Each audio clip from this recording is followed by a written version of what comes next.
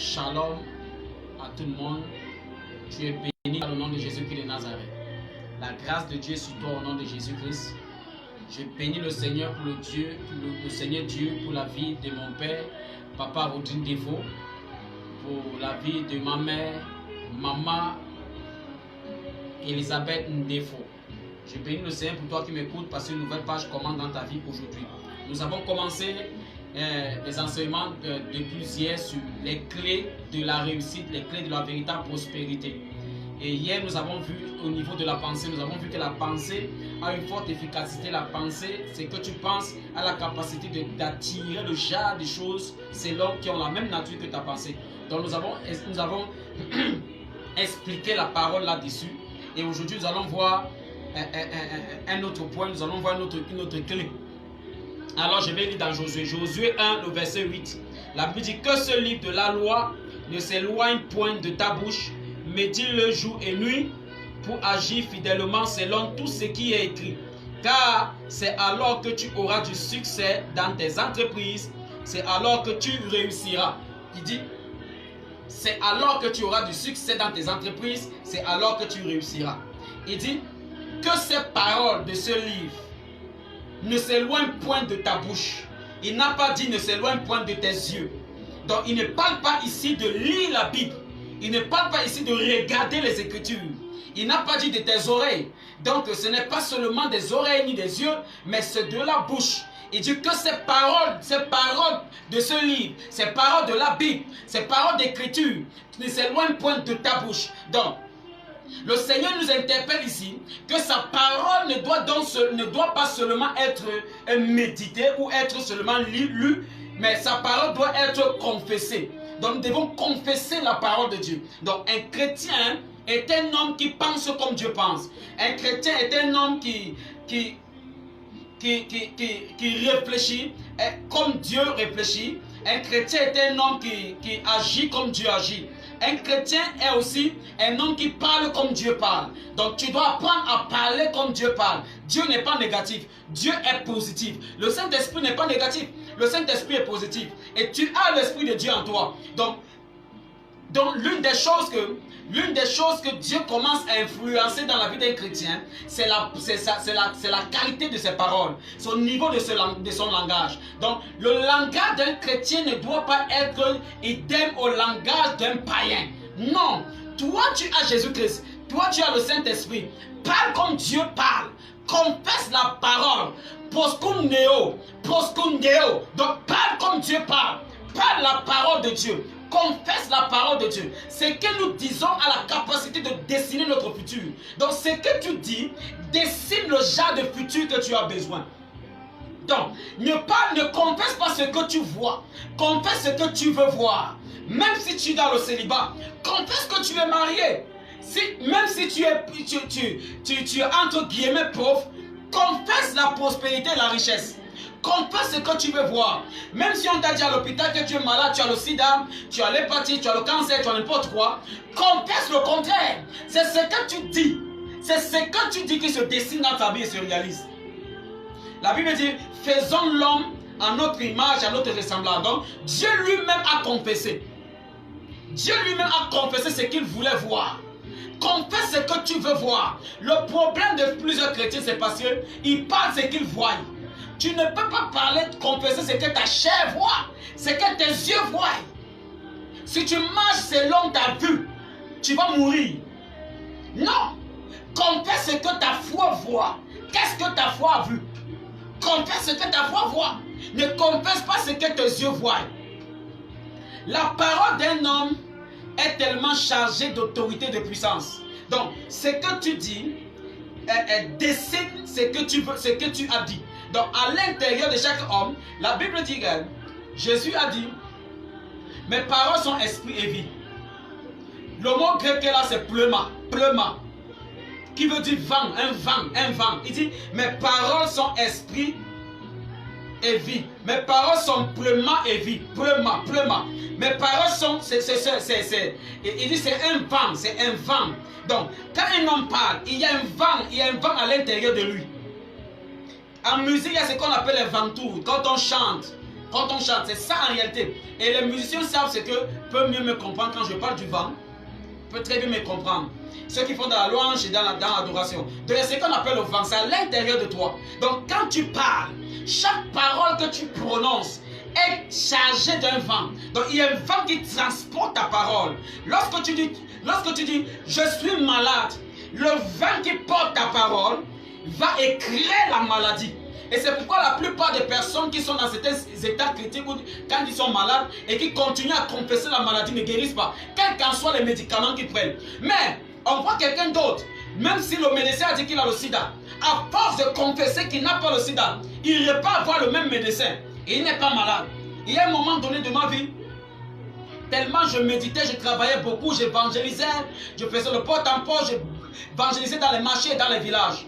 Alors un jour, j'étais tellement fatigué, je suis allé consulter mon médecin personnel.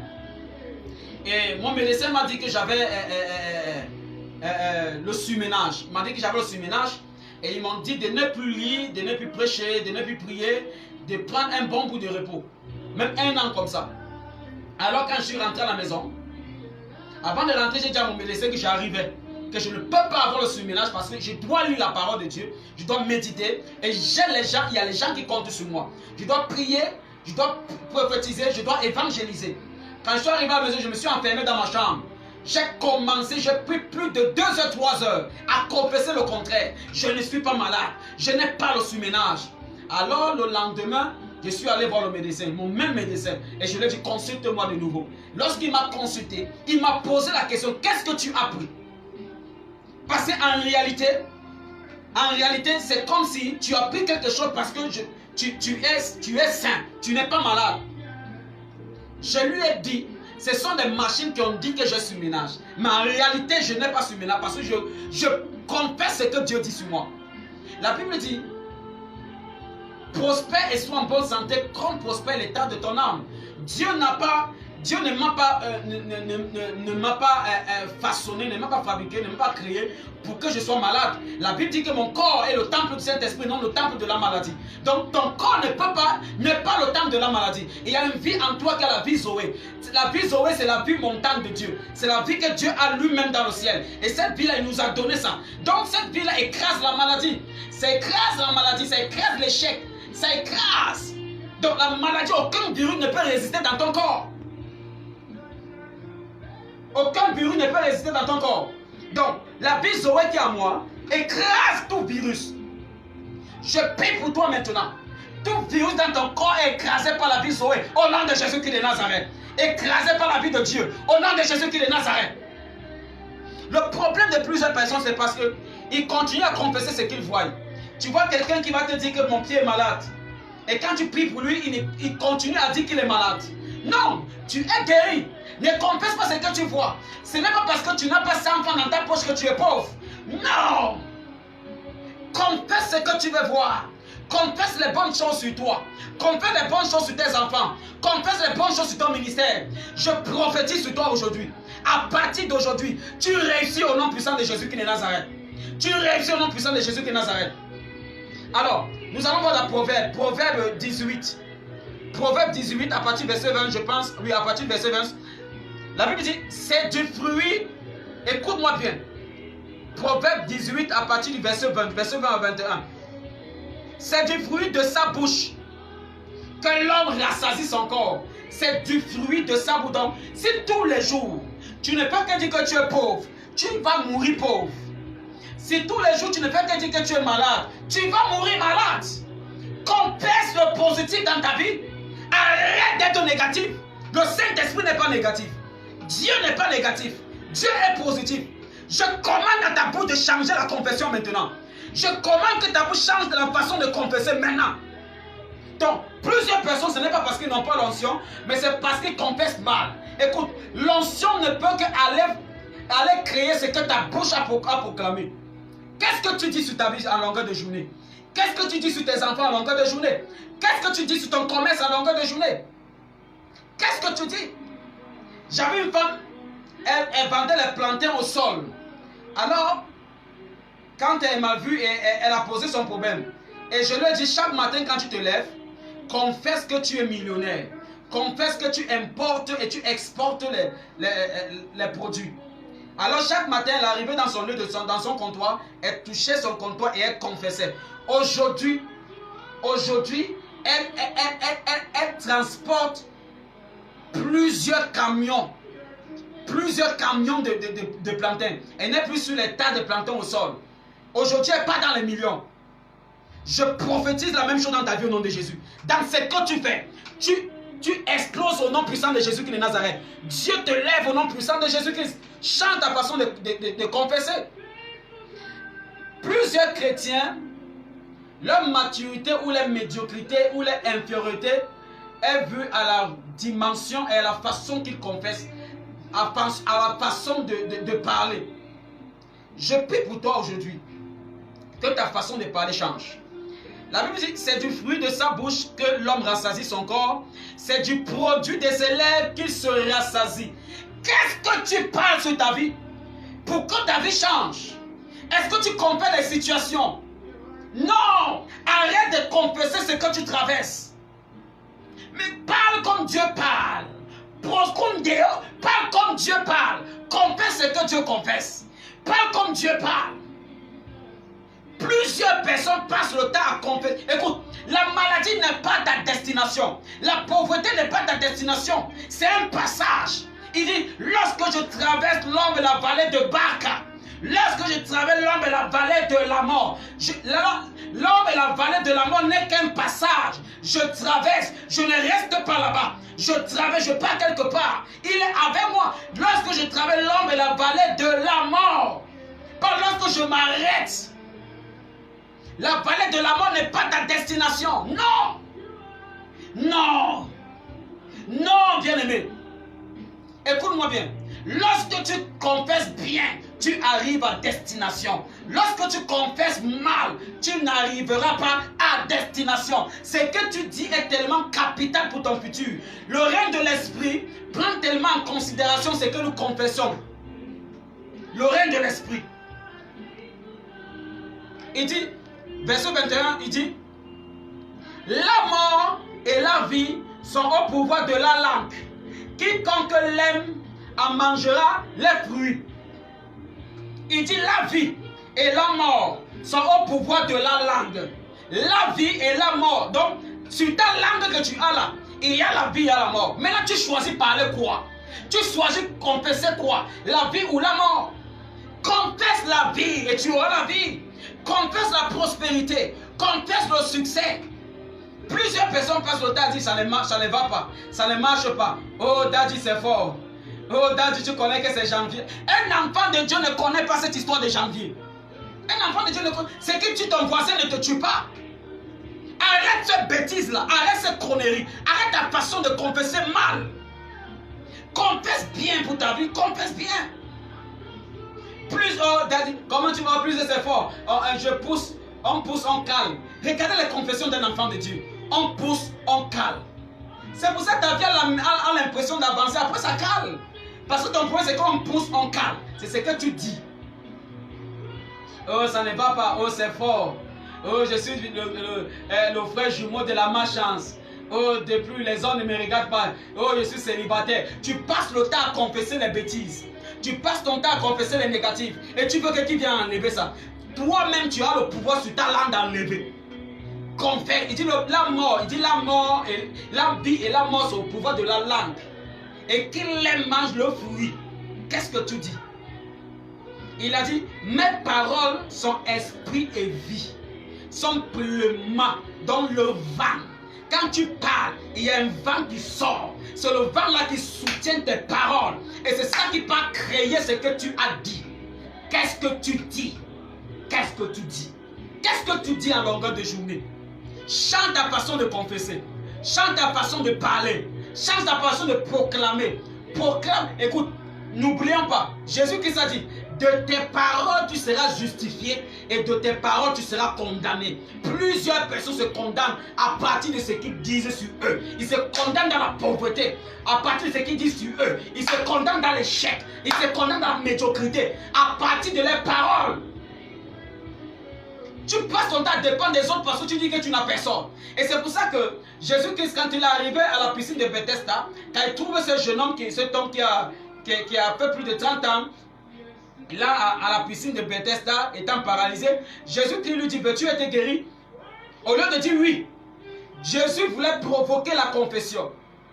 Il dit, je n'ai personne pour me jeter dans l'eau. Regardez, il confesse mal. Et quand Jésus-Christ arrive chez Bartimée, il dit à Bartimée, que veux-tu que je fasse pour toi? Jésus voulait provoquer la confession chez Bartimée. Mais il savait que Bartimée était aveugle. Il savait que ce que Bartimée voulait, c'est le recouvrement de la vue.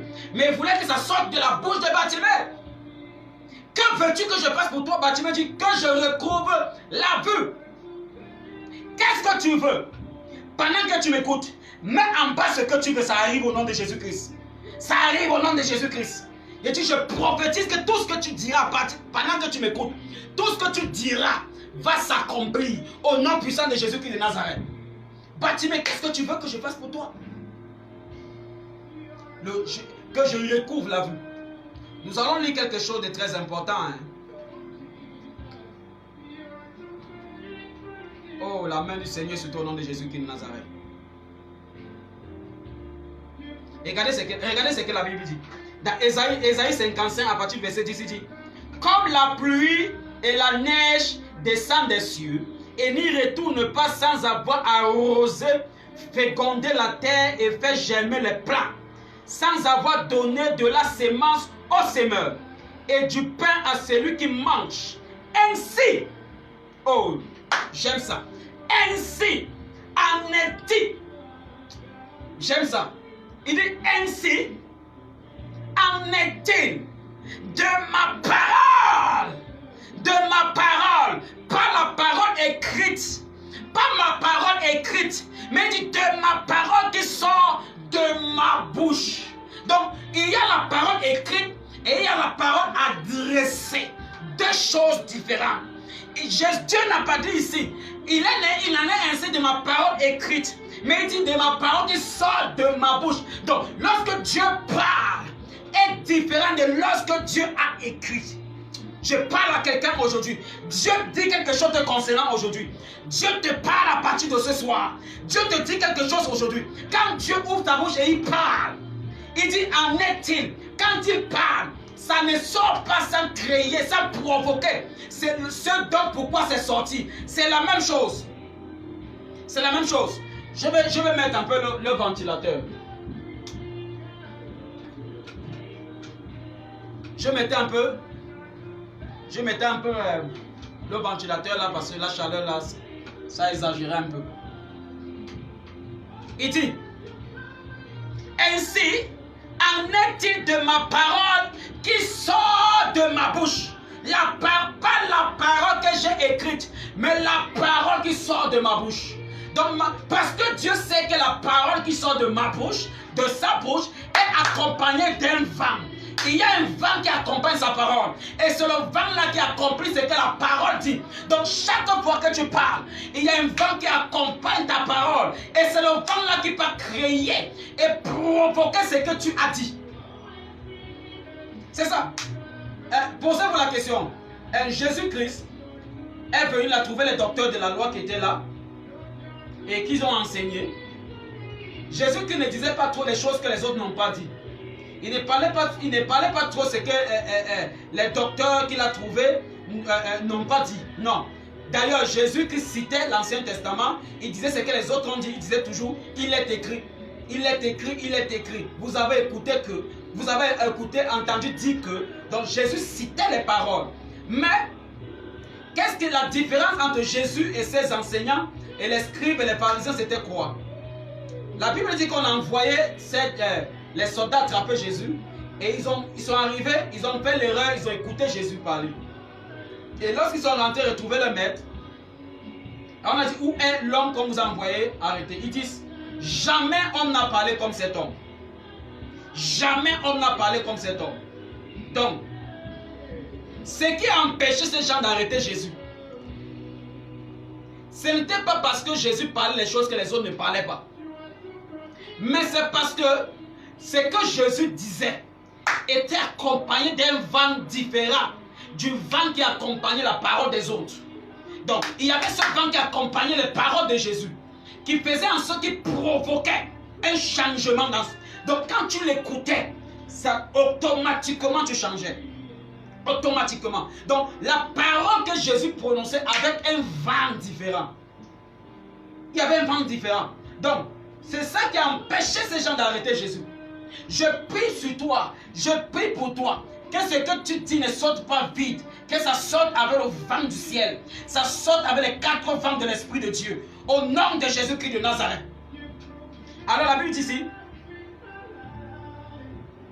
ainsi en est-il de ma parole qui sort de ma bouche, elle ne retourne point à moi sans effet. Donc quand je dis le vent n'a pas provoqué les effets, sans avoir exécuté ma volonté et accompli mes desseins. Verset 12. Oui, vous sortirez avec joie et vous serez conduits en paix. Les montagnes et les collines éclateront d'allégresse devant vous. À partir de quoi? Qu'est-ce qui peut faire éclater?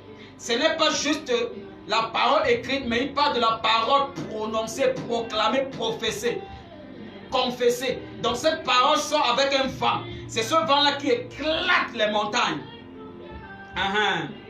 Ne dis pas que je ne t'avais pas enseigné. Au lieu des épines s'élèvera les cipres. Au lieu de la nonce croître les myrrhes. Et ce sera pour l'Éternel une gloire, un mouvement perpétuel, impérissable. Donc, il dit, lorsque Dieu parle, il y a un vent qui sort. C'est la même chose. Quand tu parles, il y a le vent qui sort, aller accomplir ce que tu as dit. Donc arrête de parler négatif. Parle positif. Jésus-Christ est clair. Par vos paroles, vous serez jugés. Vous serez libérés. Par vos paroles, vous serez condamnés. Par vos paroles, vous serez justifiés. Par vos paroles, vous serez condamnés. Parle, confesse le positif. Même quand l'enfant est têtu à la maison, tape-le parce que la Bible dit que la berge correction. Mais quand tu tapes, ne dis pas bandit, ne dis pas têtu. Tape-le en disant tu es un roi, tu es un prince. Un prince n'est pas têtu, mais tu tapes. Donc, par la chicole le fait comprendre et la parole que tu confesses sur lui arrange sa vie. Mais si tu le fouettes en disant tu es têtu, tu es ceci, tu es un bandit, un voleur, un enfant voleur, regarde-moi une prostituée comme ça, on va voir si tu vas te marier. Plusieurs enfants sont condamnés dans la prostitution à cause des paroles de leurs parents. Plusieurs sont condamnés dans le vol à cause des paroles que les parents ont passé le temps à leur. Plusieurs. Parce qu'il a pris 100 femmes.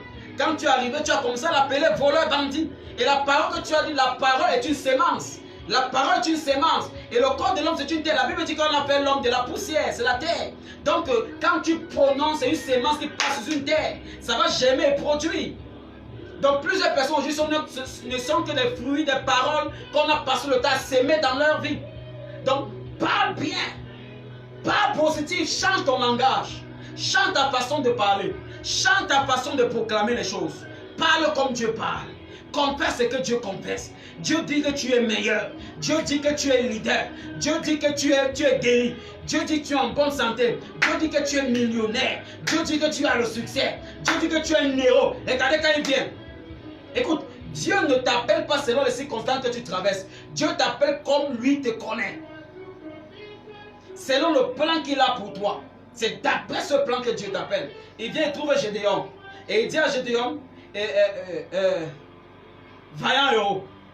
Vaillant héros. Gédéon est étonné de cette façon dont Dieu l'appelle. Vaillant héros. Il dit, mais comment je peux être un héros? Ma famille, mon pays est le plus petit pays. Ma nation est la plus petite des nations sur la terre. Ma famille est la plus petite famille de ma nation. Et je suis le plus petit de ma maison. Il ne comprend pas. Pourquoi? Gédéon pensait que sa vie est liée aux circonstances et les situations qu'il vivait. Non, ta vie ne dépend pas des situations autour de toi. Non. Ta vie est liée à la destinée que Dieu a pour toi. C'est clair.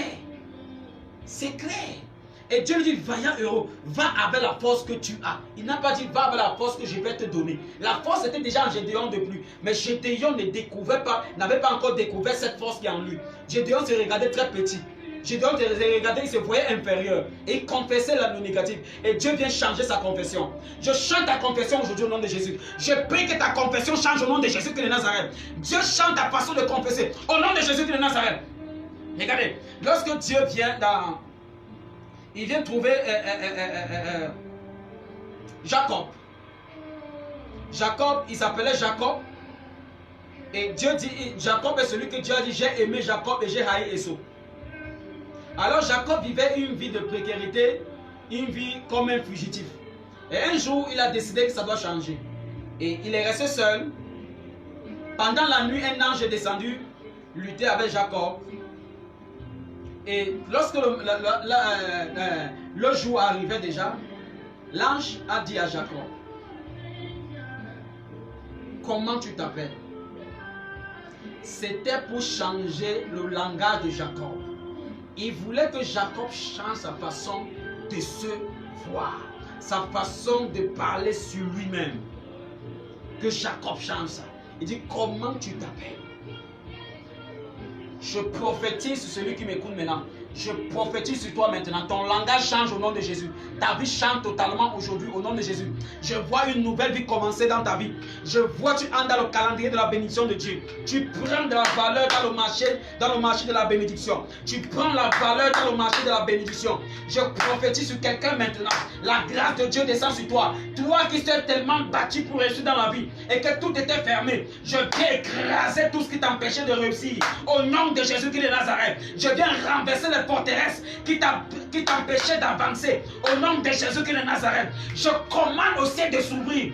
Je prie que le ciel s'ouvre maintenant. Et la grâce de Dieu descend sur toi. Je prie au nom de Jésus-Christ de Nazareth. S'il y a quelqu'un ici qui avait les dossiers de finances quelque part qui étaient bloqués, je commande que ça se débloque au nom de Jésus-Christ de Nazareth. S'il y a quelqu'un ici qui avait postulé quelque part et qu'on n'avait pas encore appelé, je déclare que ton téléphone sonne, on t'appelle maintenant. On t'appelle au nom de Jésus-Christ. S'il y a quelqu'un ici qui est en train de m'écouter, je déclare la promotion dans ton lieu de service. Je déclare la promotion dans ton lieu de service au nom de Jésus-Christ de Nazareth. Si tu avais l'argent en banque qui était bloqué quelque part, je déclare que cet argent se débloque maintenant.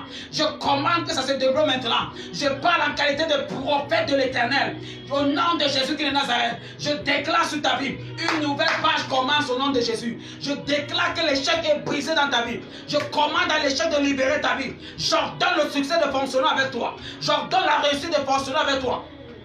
Au nom de Jésus-Christ de Nazareth, tu es dans le succès. Et tends tes mains vers l'écran maintenant. Et tends ta main vers l'écran. Pendant que je prie, la même puissance qui a ressuscité Jésus-Christ, ressuscite tes finances, ressuscite ton succès, ressuscite ton élévation, ressuscite ta domination. Au nom de Jésus-Christ de Nazareth, si tu étais au point d'échouer, je viens te relever.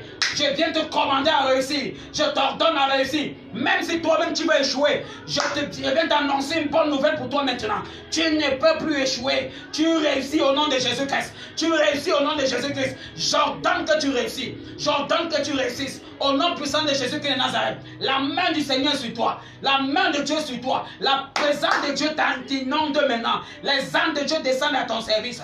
Au nom puissant de Jésus-Christ de Nazareth. Je commande au succès. Je commande au succès de descendre et de te localiser. Au nom puissant de Jésus-Christ de Nazareth. Le succès te localise. Le succès te localise.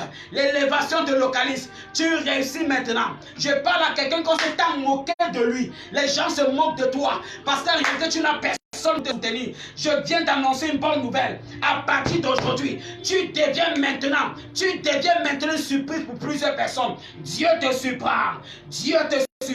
Au nom de Jésus-Christ de Nazareth. Là où on s'était moqué de toi, c'est là-bas que Dieu t'élève. Là où on t'avait rejeté, c'est là-bas que Dieu t'élève. Au nom de Jésus-Christ de Nazareth. Et il y a des gens qui t'ont piétiné. Ils vont vivre maintenant aux dépens de toi. Et il y a des gens qui voulaient t'écraser. À partir d'aujourd'hui, ils vont dépendre de toi. Et il y a des gens qui t'avaient tellement méprisé. À partir d'aujourd'hui, ils vont t'honorer. Ils vont t'honorer. Ils vont t'honorer. Toi qu'on avait déjà rejeté, toi qu'on avait déjà dit c'est fini pour toi, laisse-moi te dire, les hommes peuvent mettre dans ta vie la virgule, mais ils ne peuvent pas mettre le point. Ils ne peuvent pas mettre le point. Je déclare aujourd'hui, ta vie continue. Au nom de Jésus-Christ, je déclare aujourd'hui, ce que tu n'imaginais pas t'arrive. Dieu te surprend avec un miracle. Dieu te surprend avec un miracle. Je commande à ta vie de connaître le miraculeux. Au nom de Jésus-Christ de Nazareth. Oh, je prie le Seigneur mon Dieu maintenant de marcher avec tes entreprises. Je commande à tes entreprises de réussir. Tout ce que tu fais. La Bible dit qu'il paye les fruits de nos mains. Je déclare sur les fruits de tes mains. Je déclare sur tes activités qu'à partir d'aujourd'hui, tu prospères. Tu prospères. Tu prospères. Tu prospères. Tu prospères. Au nom de Jésus-Christ de Nazareth, je m'élève contre toute personne qui s'est levée pour te maudire. Au nom de Jésus, je déclare que tu es béni. Si quelqu'un t'avait maudit au village, je me lève en tant que prophète de l'Éternel. Je le renverse au nom de Jésus. Je déclare que tu es béni. Je déclare que tu es béni. S'il y a quelqu'un qui avait mis ton nom sur la liste des gens qui vont connaître l'échec, j'efface ton nom avec le sang de Jésus-Christ. J'efface ton nom avec le sang de Jésus-Christ. Je déclare que tu réussis. Je déclare que tu réussis. Au nom puissant de Jésus-Christ de Nazareth. Pendant que ton main est tendue vers l'écran, la main puissante est localisée maintenant. La main de Dieu t'est localisée maintenant. La main de Dieu te localise maintenant. La puissance de Dieu te localise maintenant. Au nom de Jésus-Christ de Nazareth, tu es né pour réussir. Né pour prier. Né pour avancer. L'échec est banni. L'échec est renversé. S'il y a quelqu'un qui n'enfantait pas, je déclare que tu tombes enceinte maintenant. Je déclare au nom de Jésus-Christ de Nazareth. S'il y a une femme qui avait problème d'enfantement, s'il y avait un homme qui a un problème d'enfantement, je déclare la fécondité dans ta vie au nom de Jésus-Christ. Je déclare la fécondité dans ta vie au nom de Jésus-Christ. Pendant que tu dis un amen comme dangereux, comme le tonnerre, pendant que tu donnes un amen dangereux comme le tonnerre, ça se passe dans ta vie. Ça se passe dans ta vie. Ça se passe dans ta vie. Ça arrive instantanément. Au nom de Jésus-Christ de Nazareth, la grâce de Dieu maintenant agit dans ta vie, dans toutes les dimensions, dans tous les domaines de ta vie. Au nom puissant de Jésus, ta confession change maintenant. Dieu met ses paroles dans ta bouche. Il met ses paroles dans ta bouche. Au nom de Jésus-Christ, pendant que tu vas confesser, la chose va arriver. Tu confesses, ça arrive. Au nom puissant de Jésus-Christ de Nazareth, la main du Seigneur sur toi. Shalom, shalom, shalom. Shalom, shalom et shalom. Vous pouvez nous suivre dans Dominion Channel, notre chaîne YouTube. Là-bas, il y a toutes nos vidéos. Donc, tu peux aller à Dominion Channel, tu t'abonnes et tu auras la capacité, le privilège de... Nous aurons le privilège de savoir que tu nous as visionné dans YouTube Dominion Channel. Tu tapes Dominion Channel, tu vas voir toutes nos vidéos. Abonne-toi, abonne-toi. La main de l'Éternel sur toi, la grâce de Dieu sur toi. La puissance de Dieu commence à travailler dans ta vie maintenant. Au nom de Jésus-Christ, shalom, shalom, shalom. Vous êtes bénis.